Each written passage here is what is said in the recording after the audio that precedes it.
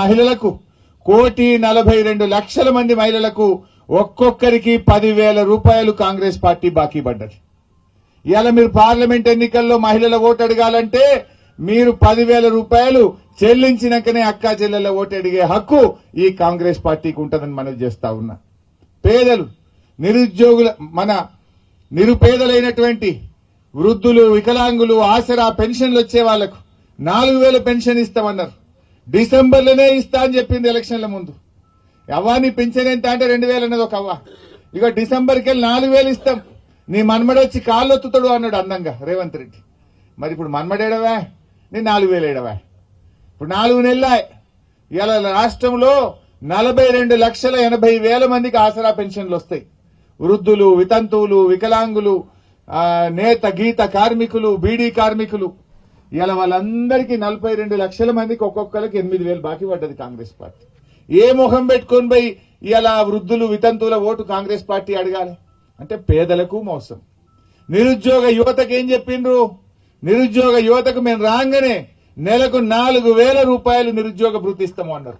నేను మొన్న అసెంబ్లీలో పట్టుకొని అడిగిన, ఏమాయ మరి గెలిచిండ్రు, నిరుద్యోగ భృతి ఎప్పుడు ఇస్తారు అని అడిగిన. ఉప ముఖ్యమంత్రి భట్టి విక్రమార్క గారు అంటాడు, మేము ఏడా చెప్పలేదు అంటాడు. మేము నిరుద్యోగ భృతి ఇస్తామని ఎలక్షన్లలో గాని మా మేనిఫెస్టోలో గాని మేము ఆడ చెప్పలేదు అని సావు కబురు సల్లగా చెప్పినట్టు నిండు అసెంబ్లీలో అబద్దాలు చెప్పిండు. ఎన్నికల ముందు ప్రియాంక గాంధీ వచ్చి చెప్పింది, రేవంత్ రెడ్డి చెప్పిండు, వాళ్ళ మేనిఫెస్టోలో పెట్టిండ్రు నిరుద్యోగ యువతకు 4,000 ఇస్తామన్నారు. ఇవాళ యువతను కూడా మోసం చేసిండ్రు. మీరు ఎవరికి మేలు చేసిండ్రు? రైతులకు ఏం చెప్పిండ్రు? మీరు రైతులకు 5 హామీలు ఇచ్చిండ్రు. మేం గెలవంగానే 15,000 రైతు బంధు అన్నారు, మోసం. మేం గెలవంగానే వడ్లకు మక్కలకు 500 బోనస్ అన్నారు, మోసం. మేం గెలవంగానే వ్యవసాయ కూలీలకు 12,000 అన్నారు, మోసం. మేం గెలవంగానే 2 లక్షల రూపాయలు రుణమాఫీ అన్నారు, మోసం. మేం గెలవంగానే కౌలు రైతులకు 15,000 అన్నారు, మోసం. మేం గెలవంగానే కేసీఆర్ కంటే మంచిగా 24 గంటల కరెంట్ ఇస్తామన్నారు, 24 పోయి 14కి వచ్చింది, మోసం. అన్ని మోసాలే.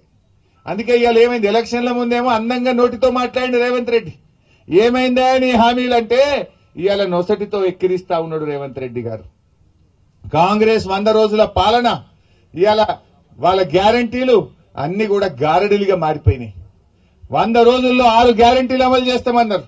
ఇవాళ గారడీలతోని నమ్మించి ప్రజలను మరొక్కసారి మోసపుచ్చాలని, మభ్యపెట్టాలని ప్రయత్నం చేస్తా ఉన్నారు. అభయహస్తం అన్నారు. ఈ 6 గ్యారంటీల పేరు అభయహస్తం అన్నారు. ఆ అభయహస్తం కాస్త అక్కరకు రాని హస్తం అయిపోయిందని చెప్పి మనవి చేస్తా ఉన్నా.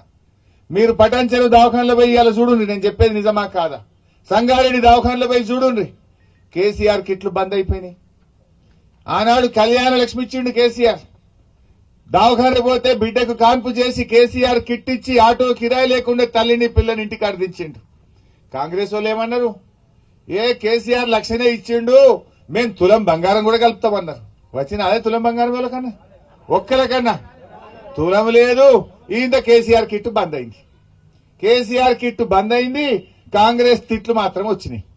కిట్లు బంద్ అయినాయి, తిట్లు వచ్చినాయి, గంతే. మార్పు అంటే ఏం మార్పు వచ్చిందిరా నాయన అంటే, సర్కారు దవాఖానలలో ఇచ్చే కిట్లు బంద్ అయినాయి, తిట్లు మాత్రం మోపోయినాయి. గిద్ద తప్ప ఏమైనా ఉన్నదే? కేసీఆర్ మొన్నోసారి సిరిసిల్లకు పోయిండు. పోయాడేదో మాట్లాడుకుంటూ మీరు 6 గ్యారంటీల్లో 100 రోజుల్లో చెప్పిన దాంట్లో భాగంగా వడ్లకు 500 బోనస్ ఇస్తామన్నారు. యాసంగి వడ్లు వచ్చుడు చాలైంది, కళ్ళాళ్లకు వడ్లు వస్తున్నాయి. గా వడ్లకు 500 బోనస్ ఇవ్వయా రేవంత్ రెడ్డి గారు అంటే, ఈయన అంటాడు కేసీఆర్ నీ డ్రాయర్ ఊడగొడతా అని మాట్లాడతాడు. తెలంగాణ తెచ్చి 10 ఏళ్లు ముఖ్యమంత్రి చేసిన కేసీఆర్ మీద ఈయన మాట్లాడే భాష ఇదేనా? నువ్వు రాష్ట్ర ముఖ్యమంత్రివా, చెడ్డీ గ్యాంగ్ సభ్యుడివా నేను అడుగుతా ఉన్నా. నువ్వు మాట్లాడే భాష అదేనా నేను అడుగుతా ఉన్నా. ఏమడిగిండు కేసీఆర్? నువ్వు ఓట్ల ముంగట 500 బోనస్ ఇస్తా అన్నావు. నీ 6 గ్యారంటీల్లో బాండ్ పేపర్ రాసి ఇంటింటికి వంచినవు. యాసంగి వడ్లు వచ్చినాయి, గా వడ్లకు బోనస్ ఇవ్వమంటే నువ్వు మాట్లాడే భాష గదా అని నేను చెప్పి నేను రేవంత్ రెడ్డి గారిని అడుగుతా ఉన్నా. భాష కాదు కదా, పనితనంతో ప్రజల మెప్పు పొందు. మాకంటే మంచిగా పని చేయి. కేసీఆర్ 1,00,000 రూపాయలు ఇచ్చిండు, నువ్వు తులం బంగారం ఇచ్చి పేరు పొందు. నువ్వు 15,000 బోనస్ ఇస్తాను, గదిచ్చి పేరు పొందు. కేసీఆర్ 1,00,000 రూపాయలు రుణమాఫీ చేసిండు, నువ్వు 2 లక్షలు చేస్తాను, గా పనిచేసి పేరు పొందు. ఈ తిట్లేంది నాకు అర్థం కాదు. మాకు తిట్టరాకనా ఏంది? భాష, సంస్కారం, పద్ధతి కొంత ఉండాల్సినటువంటి అవసరం ఎంతైనా ఉన్నది. ఇలా బాధ ఏంటంటే 100 రోజుల కాంగ్రెస్ పాలనలో 200 మంది రైతులు ఆత్మహత్య చేసుకున్నారు. ఇలా రైతులు ఆత్మహత్య తెచ్చుకునేటువంటి పరిస్థితి తీసుకొచ్చినావు. ఇలా నేను అడుగుతా ఉన్నా, కాంగ్రెస్ పార్టీకి ఓట్లేసింది నీ తిట్ల కోసమా? నీ తిట్లు వినడం కోసం ఓట్లేసినామా? ఏమన్నా నువ్వు కేసీఆర్ కంటే మంచిగా చేస్తా అని ఊరిచ్చినావు, మాయ మాటలు చెప్పినావు. గా పని చేయక నువ్వు కేసీఆర్ ను తిట్టి లీకులు రాయించి పేపర్లల్లా ఫేక్ వార్తలు పెట్టి సోషల్ మీడియాలన్నీ గట్లయిందట గిట్లయిందట అని ఫేక్ వార్తలు రాయించుకుంటూ ఇంకా ఎంతకాలం కాలం వెళ్లదీస్తావు? ఇంకా ఎంతకాలం ప్రజల్ని మోసపుచ్చుతావు?